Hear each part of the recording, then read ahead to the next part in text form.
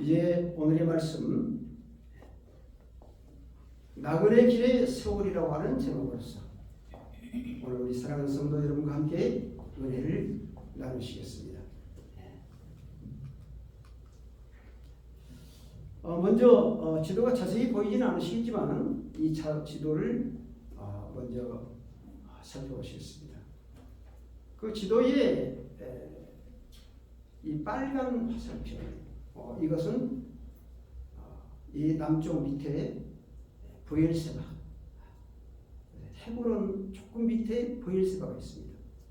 그래서 아브라함이 헤브론에 정착해서 자리를 잡고 조금 남쪽 브엘세바로 갔다가 거기에서 이제 이삭, 야곱. 그래 야곱이 여기에서 태어나서 그래서 형님의 분노를 사서 이 외삼촌 밧단 아람의 외삼촌 집으로 더 피신을 하는데 이제 화살표 맨 끝에 거기가 하란 땅 밧단 아람입니다. 그래 이 밧단 아람은 이제 브엘세바에서 밧단 아람까지 약 600km 정도 된다고 그래요. 그래서 도보로 해서 한 달 정도 이렇게 걸리는 거리라고 이렇게 합니다. 그래서 이제 이 밧단 아람은 성경에 오늘 이제 야곱에 대해서 보이는 성경에 하란 땅 브엘세바 이제 하란 땅 밧단 아람이라고 되어 있고 또 하란 땅이라고 나오기도 하고 또 밧단 아람이라고도 하는 용어로 나오기도 합니다. 근데 이제 밧단 아람이라고 하는 그 용어는 이 밧단의 그 아람에 있는 평지라고 하는 거예요. 평지라고 해요. 아람의 평지다. 그리고 하란은 그 밧단 아람 지역에 있는 도시, 서울입니다. 라고 이렇게 이해를 해주시면 되겠습니다. 한국을 하게 되면 영남지방 대구, 그래서 밧단 아람의 하란, 또는 호남 지역의 광주, 중부 지역의 대전, 이렇게 하는 것처럼 그렇게 그 지역의 이름이 하란으로도 나오고 밧단 아람으로도 이렇게 나올 때 그렇게 이해를 해주시면 되겠습니다. 그래서 그 밑에 보라색 화살표가 있는 것은 이제 야곱이 이제 외삼촌집 밧단 아람으로 가서 20년 생활을 하고 이제 귀향을 하게 되죠. 귀향을 하는데 돌아오는 길에 화살표입니다. 여기에 대해서는 오늘 본문에서 우리가 은혜를 나누시게 되겠습니다만은 그래서 돌아오는 여정.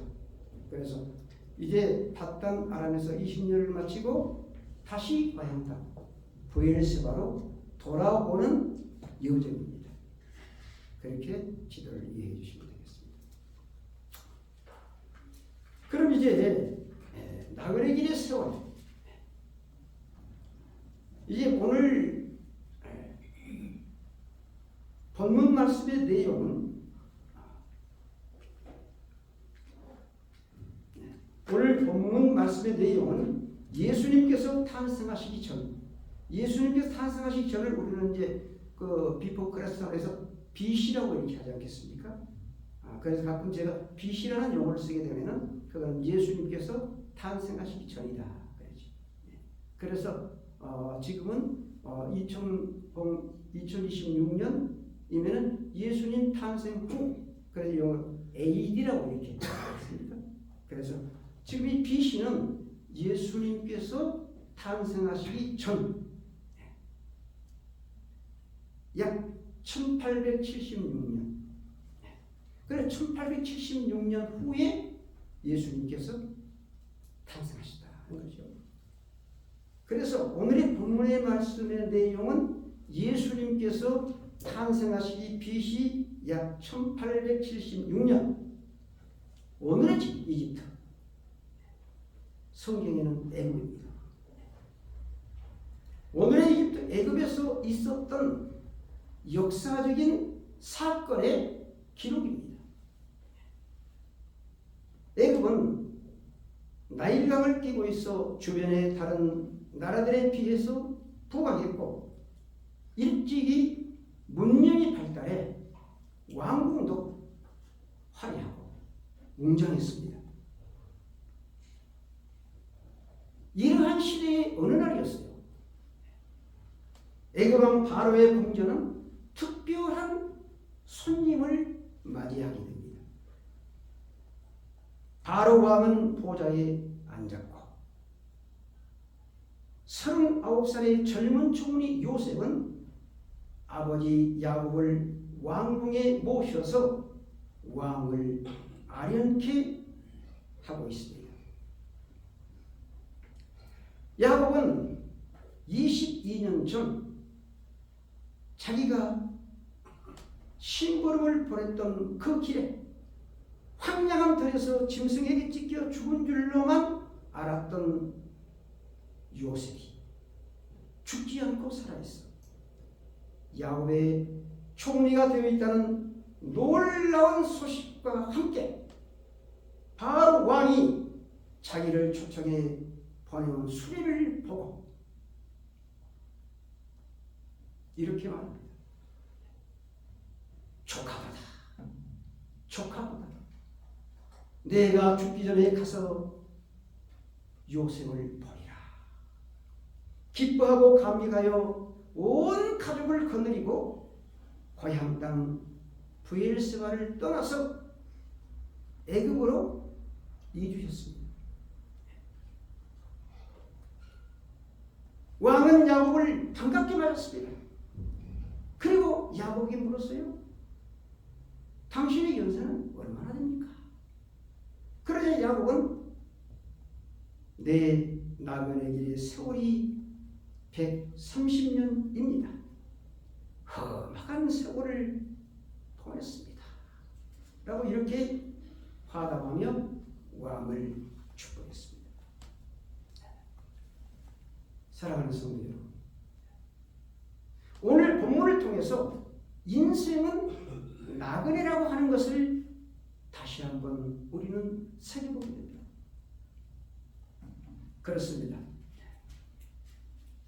과거에 이 세상을 살았던 사람이나 현재 살고 있는 저와 여러분은 앞으로 이 세상에 태어날 미래의 후손들이는 모두가 한결같이 어디선가 이 세상을 방문해 온 여행객이라고 볼 수 있습니다. 그럼 야곱의 생애를 한번 살펴보도록 하겠습니다.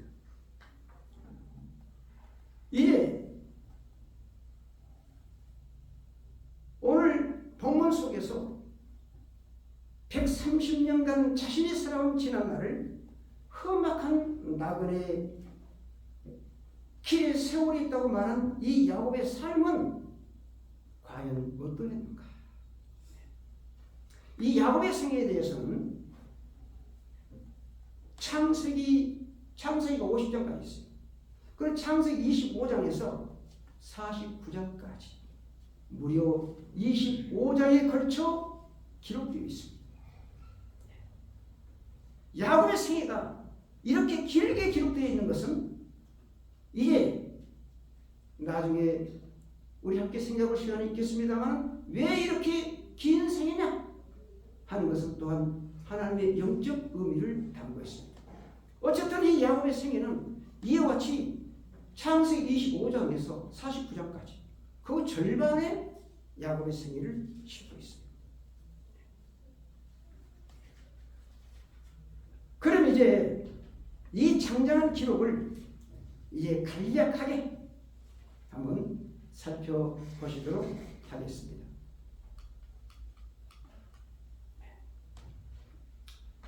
창세기 25장 26절 우리 함께 읽어주시면 감사하겠습니다. 리브가가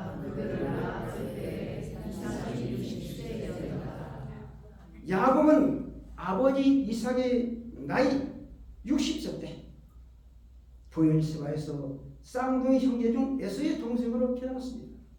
이삭이 40에 결혼했죠. 그리고 20년 후 60세가 되어서 에서와 야곱이 쌍둥이로 태어납니다.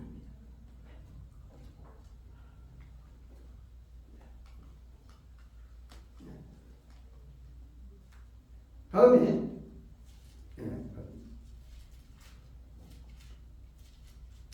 창세기 31장 41절 말씀 우리 함께 읽어주시겠습니다. 내가 외삼촌의 집에 거하더니 20년에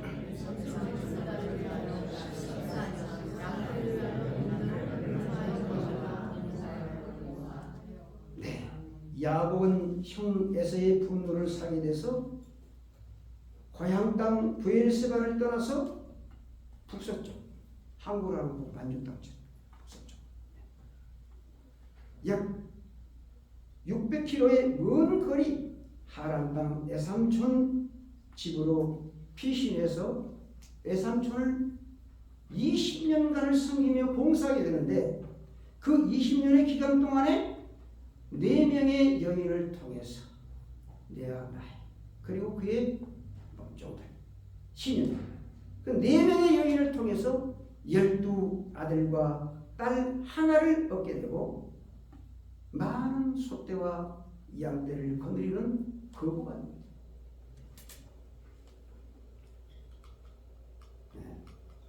다음에 창세기 32장 24절과 28절 말씀 함께 읽어주시겠습니다. 야곱은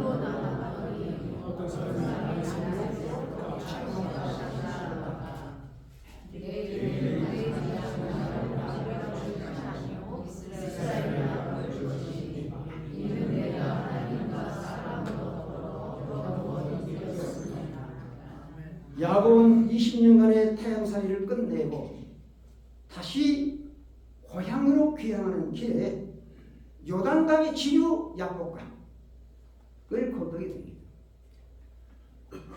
강을 건넜습니다.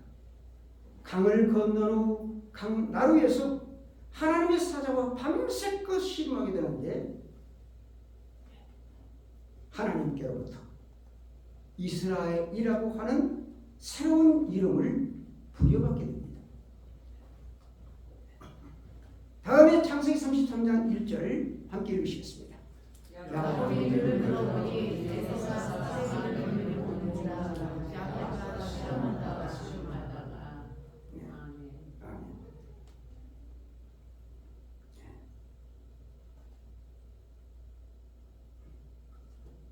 야곱은 20년간의 타향살이를 끝내고 다시 고향으로 귀향하는 길에 요단강의 지류 야복강을 건너게 됐어. 거기서 야복강을 건너 후 나루에서 사자와 밤새껏 씨름하고 거기서 이스라엘이라는 새로운 이름을 이제 부여받게 되는데 그래서 그 강을 건넜습니다. 강을 건넜지만은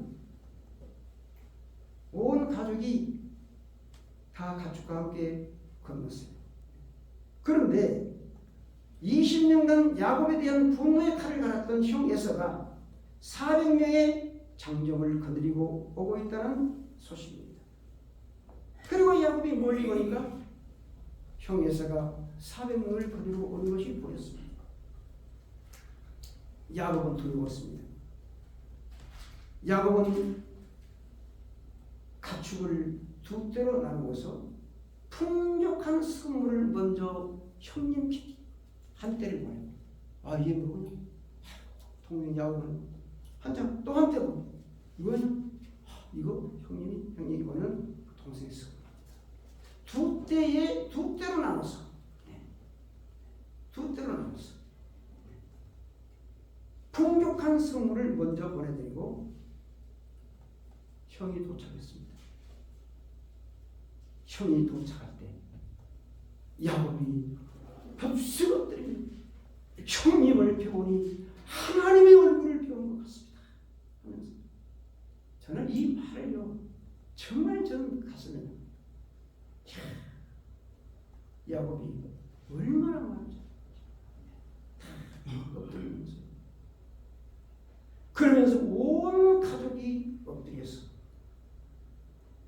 이제 형 에서에게 경비히 엎드렸습니다. 형 에서의 마음이 어떻겠습니까? 그래서 형 에서는 너그러이 동생을 용서하였고 야곱은 형님과 극적으로 화해를 합니다.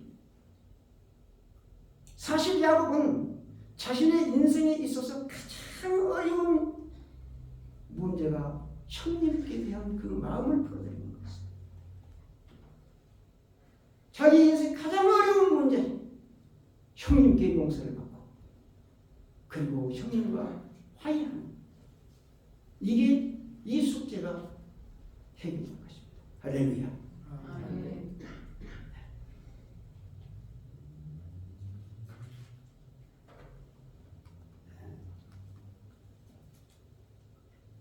다음에 창세기 33장 18절 우리 함께 읽어주시겠습니다. 야곱이 야곱이 세겜 성에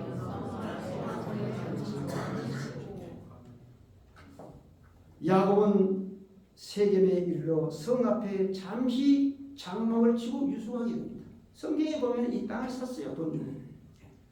그래서 그 앞에 장막을 칩니다. 이러한 때에 딸 디나가 세겜성 안에 여인들을 구경하러 들어갔다가 추장 세겜에게 성추행을 당하고, 성경에 그 용어는 없습니다만 디나가 거기서 억류됩니다. 야곱은 경고했지만 그러나 이들을 대적할 힘이 되지 못했습니다. 그런데 야곱의 아들 중 시므온과 레이가 한 날 받아서 그 성을 습격해서 추장을 죽이고 성 안의 모든 남자를 다 살해하고, 그러자 다른 형제들도 합세해서 성 안에 들어가 억류된 디나를 구출해 옵니다. 야곱은 이러한 세겜에서의 그러한 칼부림의 사건을 겪게 됩니다.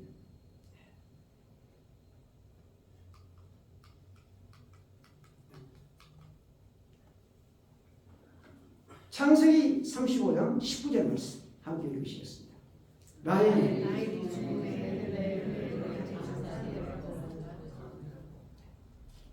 야곱의 가족들은 세겜을 떠나서 베델에서 하나님께 단을 쌓은 후에 베들레헴 가까운 노정에 이르게 되는데, 그곳에서 사랑하는 아내 라헬이 야곱의 12번째 아들 베냐민을 낳다가 난산의 고통으로 인해서 죽게 됩니다. 야곱의 네 여인이 있었지만 이 라헬을 가장 아끼고 사랑했고, 그래서 그 라헬로부터 얻은 아들 요셉, 베냐민 두 아들을 낳게 되죠.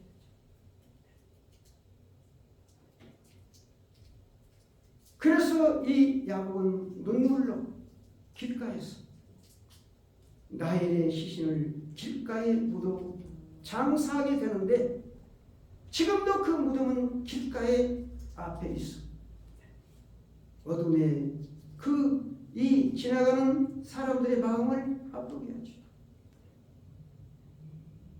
저도 한 30년 이전에 베들레헴에 예루살렘에 가서 라헬의 무덤, 이게 라헬의 무덤입니다 그러더라고요. 길가에. 그래서 그 무덤을 보면서 그때 야곱의 마음이 얼마나 슬펐을까. 가정에서 편히 세상을 떠나도 슬픈데 길가에서 사랑하는 아내가 죽었을 때 그 가슴이 어떠했겠습니까? 그래서 눈물로 장례식을 마치고 길가에 묻고 떠나는 거지.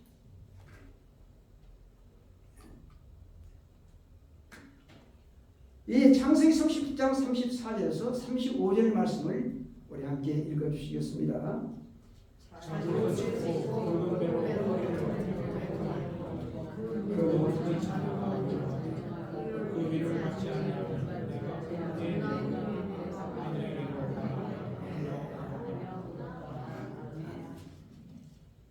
야곱은 하란에서 고향 땅 브엘스바에 귀향은 했지만 이 귀향했어요.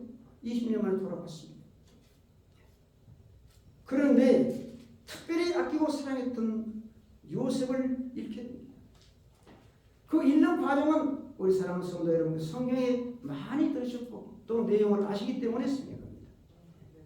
그래서 야곱이 사실은 형들에 의해서 팔려갔지만 그러나 야곱은 그 모든 형제들이 이에 손에 피를 묻혀서 요셉이 죽었습니다. 아니 죽은 줄로 말하는 거지.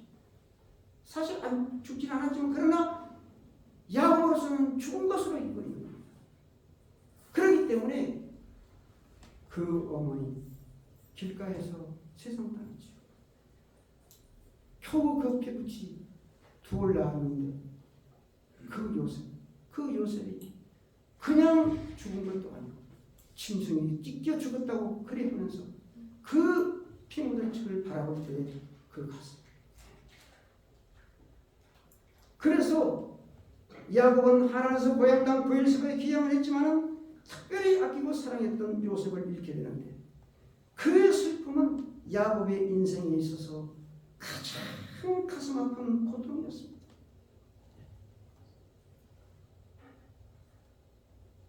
이때로부터 22년의 세월이 흐르게 되고 야곱의 나이는 어느덧 130세가 되었습니다. 야곱은 이렇게 130년간의 파란만장한 삶을 살아왔기에 자기 인생을 나그네 길에 비유하며 험한 세월을 살았습니다. 라고 그렇게 바로에게 말하고 그렇게 표현한 것이죠.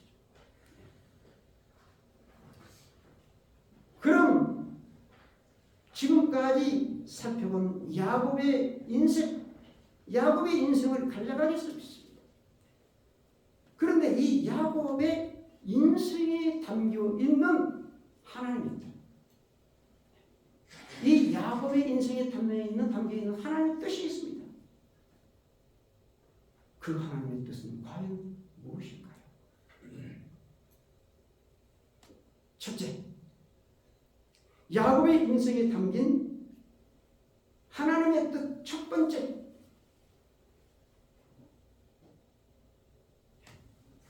하나님께서 야곱은 왜 하란으로 가게 되었는가? 야곱은 왜 하란을 하겠습니까? 왜 하란으로 바단 아람으로 가게 되었을까요? 우리 한번 함께 받아야 주시겠습니다. 하나님께서 보내셨습니다. 하나님께서 보내셨습니다. 하나님께서 보내셨습니다. 야곱은 피치 못할 사정으로 갔지만은 그러나 이 야곱의 인생 속에 하나님의 뜻이 담겼어요. 하나님께서 하란 땅 팟단 아람으로 보내신 것입니다. 이것은 야곱의 12 아들과 이스라엘의 12지파를 형성케 하시려는 하나님의 뜻입니다. 그래서 야곱이 하나님께서 야곱을 팟단 아람으로 보내서 그곳에서 네 여인을 통해서 12아들 따라갑니다. 그런데 이 12아들은 장차 어떻게 됩니까? 이 12아들은 이스라엘의 12지파를 형성하고 이 12지파는 이스라엘의 민족을 이루게 되는 거죠. 하나님은 이런 뜻을 가지고 계시면서 야곱을 통해서 이루시고자 팟단 아람 하나님께서 보내셨어요. 야곱의 인생에 담긴 하나님의 뜻 두 번째, 야곱은 왜 야복강 나루에서 머무르게 되었을까요? 왜 거기서 머무르게 되었을까요?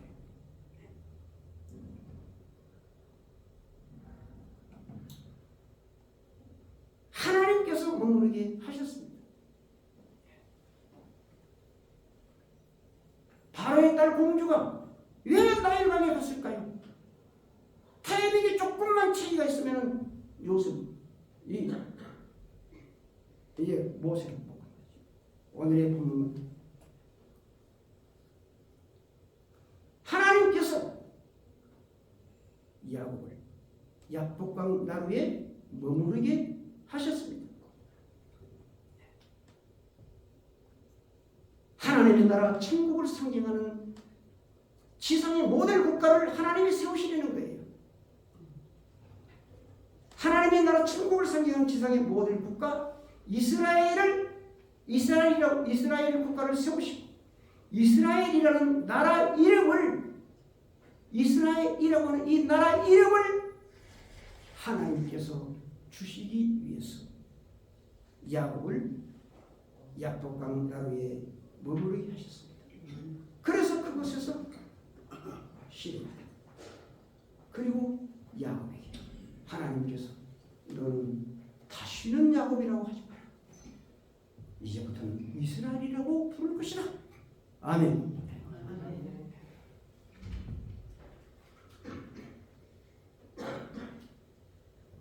세상 모든 나라들은 그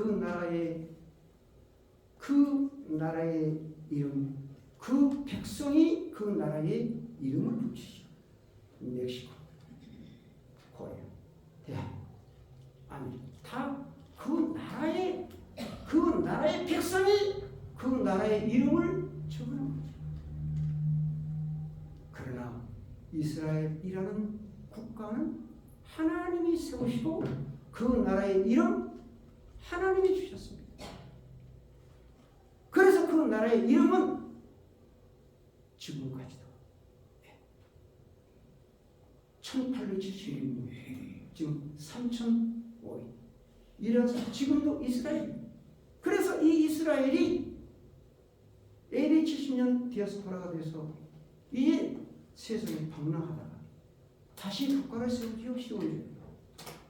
국가를 쓸 때 벤구리온 총리가 국가의 이름을 다시 이스라엘이라는 국가로 다시 세우고 1948년 다시 독립선을 하고 그 이름으로 또 유엔에 가입하게 됩니다.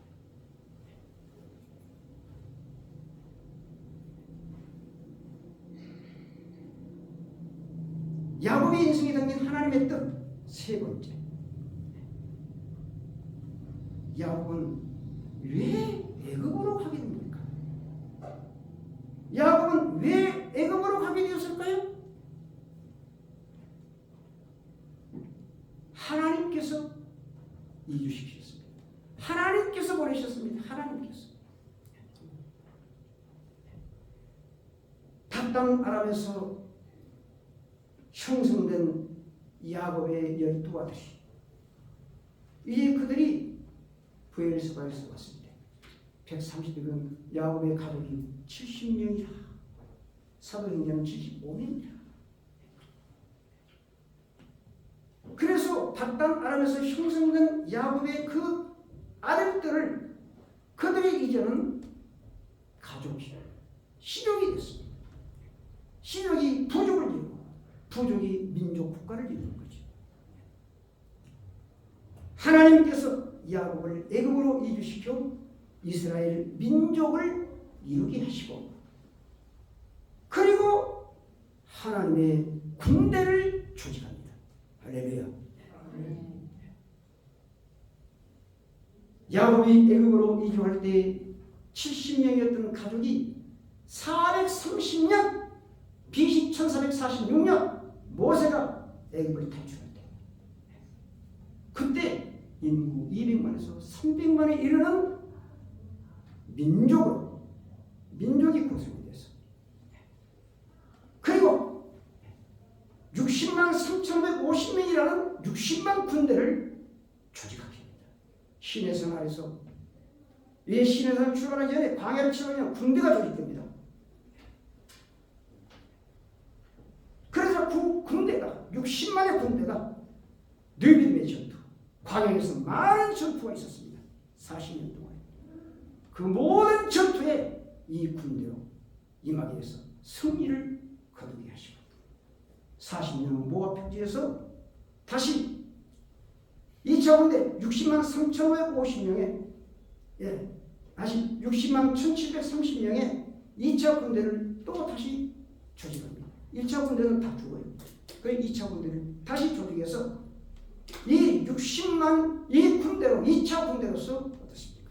가나안을 건너서 가나안 땅에 들어가서 그리고 모든 아모리 족속을 그것을 모든 족속을 내쫓는 정복전쟁에 투입됩니다. 그래서 그것에 이스라엘이라는 나라의 국가를 형성합니다. 이 국가는 하나님 나라 천국을 상징하는 국가이죠. 이렇게 하나님께서 이루시려 하시는 그 뜻을 야곱의 인생 속에 하나님의 그 뜻을 야곱의 인생 속에 담아서 야곱의 그 인생의 길을 걷게 하셨습니다. 하나님은 오늘의 우리에게도 하나님께서 이루시고자 하시는 그 뜻을 우리 인생 속에 담아 우리 인생 속에 담아 우리의 인생 나그네 길을 걷게 하고 계시는 것입니다.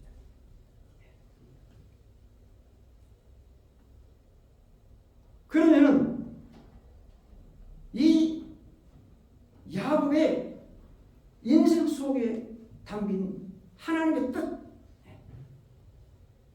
하나님의 뜻을 우리가 살펴보았습니다. 하나님께서 바다나라를 보내시고 또 바다나라에서 돌아오게 하셔서 그리고 거기에서 부엘사를 다시 애굽으로 가게 하시고 그러한 야곱의 인생 그 하나님의 뜻이다. 하나님이 보내셨다. 바다나라 그리고 애굽으로. 그런데 이 과정을 우리가 살폈습니다. 그러면은 이 야곱의 인생과 나의 인생과 우리 한번 연관해 보겠습니다.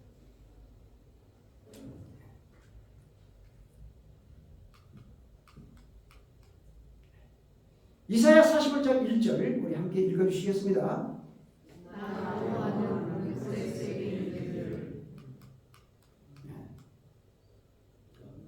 계속 나는 네게 칭호를 주었노라. 나는 빛도 짓고 어두움도 참았노라.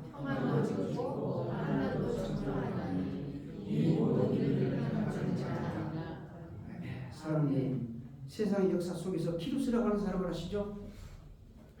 바벨론을 정복시키고 그리고 페르시아의 제국을 형성했던 키루스 성경을 고레스라고 했습니다. 오늘 이사야 45장 1절에서 7절을 보게 되면 이 말씀은요, BC 예수님이 탄생하시기 전 BC 약 538년 바벨론을 정복하고 그리고 페르시아 제국을 형성했던 그 고레스가요. 그 고레스가 세상에 태어나기 약 200여 년 전에 이 고레스는 태어나지도 않았어요. 태어나지도 않았습니다.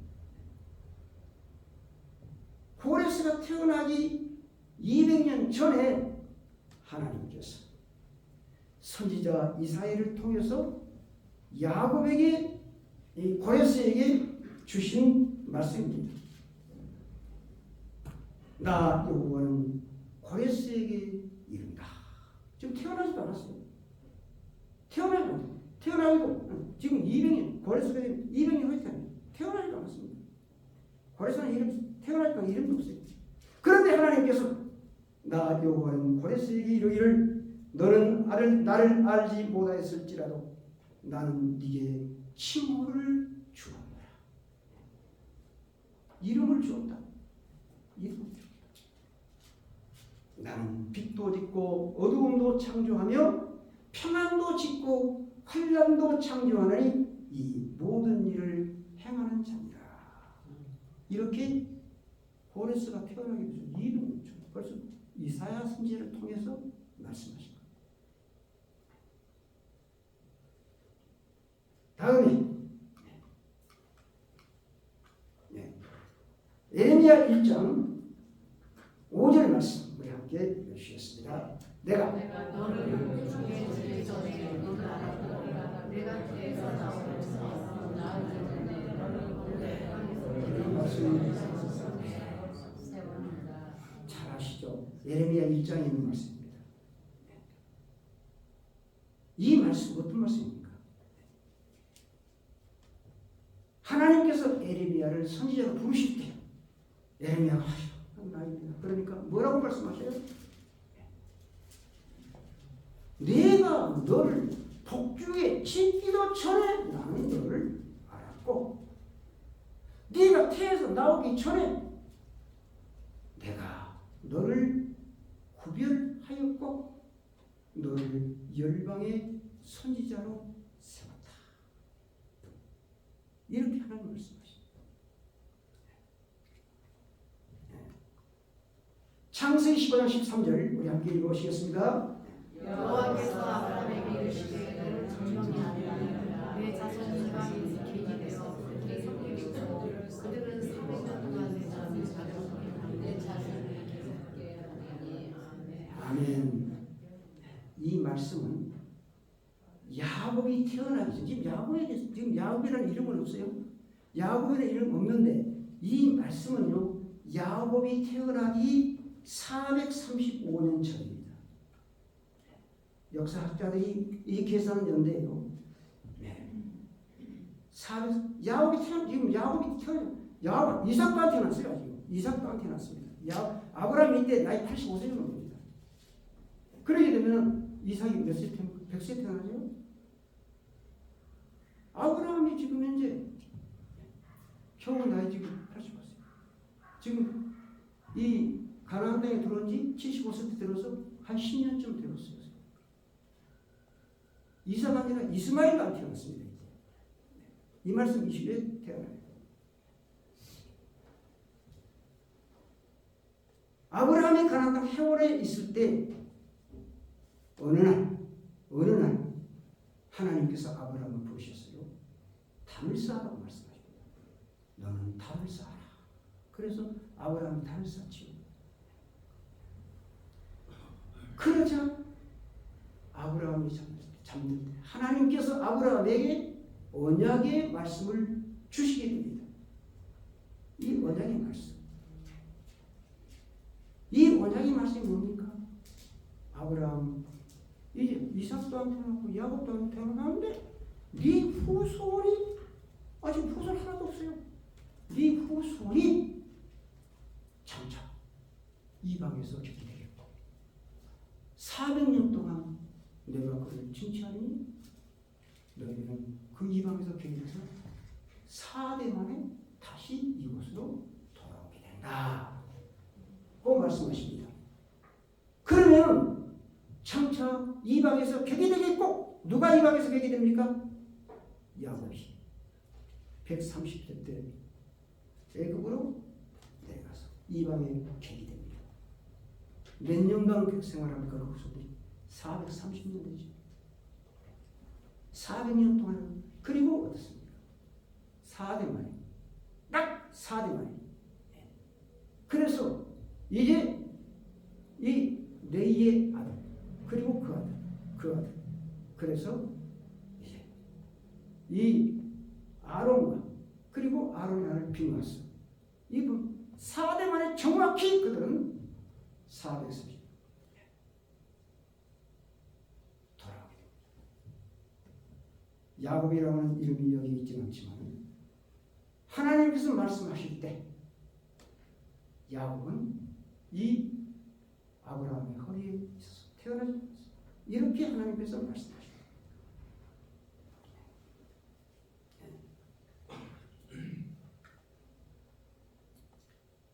다음 이사야 43장 1절에서 3절 우리 한번 함께 읽어주시겠습니다. 야곱이 너를 창조하신 여호와께서 말씀하시니라 이스라엘아 너를 창조하신 말씀하시니라. 아멘. 네. 너는 두려워하지 말라. 내가 너는 내 것이라. 아멘. 내가 물 가운데로 지나갈 때 내가 너와 함께 할 것이라.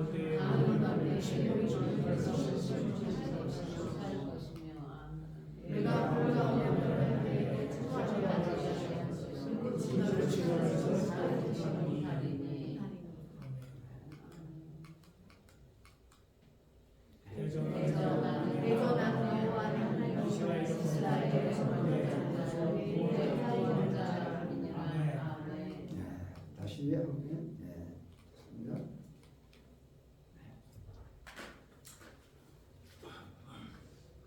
야곱을 조성하시고 지명하여 부르신 하나님.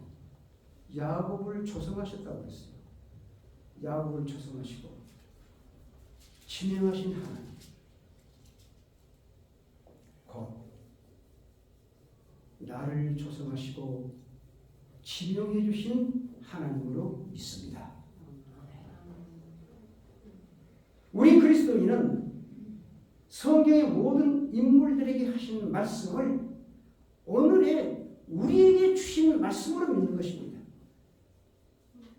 야곱의 한정된 인생이 아니라 그 인생은 저희들의 인생을 담고 있고 고로스에게 하신 말씀, 에레미야에게 하신 말씀, 야곱에게 하신 말씀, 성경의 인물에게 하신 하나님의 말씀, 이것은 그 사람의 구간인 것이 아니라 그 후세를 사는 우리 예수님을 그리스도를 믿고 하나님을 섬기는 우리의 사랑하는 성도들에게 주신 말씀으로 믿습니다.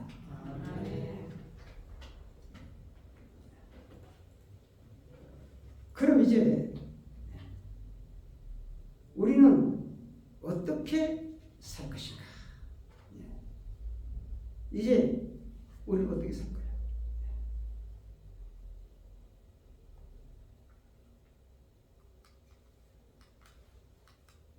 누가복음 1장 38절 말씀 함께 읽어주시겠습니다. 마리아가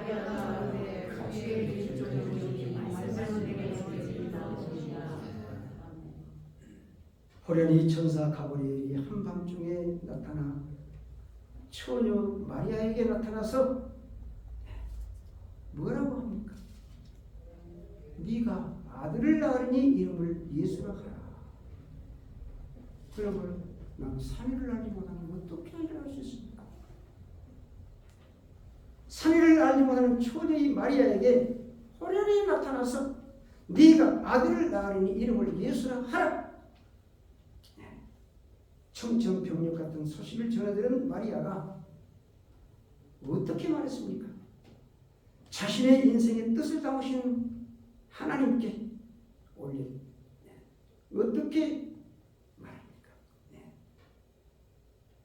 마리아가 가로되 주의 계집 종이오니 말씀대로 내게 이루어지이다. 하나님의 뜻이 제 인생에 담겼습니다.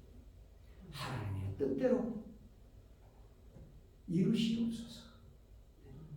처녀가 잉태했다고 하면 어떤 소문이 납니까? 그러나 모든 것 하나님의 뜻이요. 주님의 계집종이니 말씀대로 제게 이루시옵소서. 할렐루야. 우리 성도들이 저와 여러분, 저는 어떻게 이 자리에 이렇게 왔을까요? 어떻게 이렇게 있었습니까? 저 생각지도 못했습니다. 전혀 생각지 못했어요. 갑자기 전화 연락받고 그리고 오늘 이 시간에 이 자리에 있었습니다. 우리 사랑하는 성도들, 왜 멕시코에 오셨어요? 이런 사정 때문에, 저런 사정 때문에, 이것 때문에 오신 거지. 그러나 그 모든 생각의 뜻이 하나님께서 담으셨고 하나님께서 이곳에 보내셔서 이곳에서 우리 멕시코 한인교회를 섬기게 하시고 그리고 인생을 살아가게 하시고 하나님의 귀하신 뜻을 이루어가시기 위한 우리의 발길이요 머무는 장소인 것입니다. 아멘.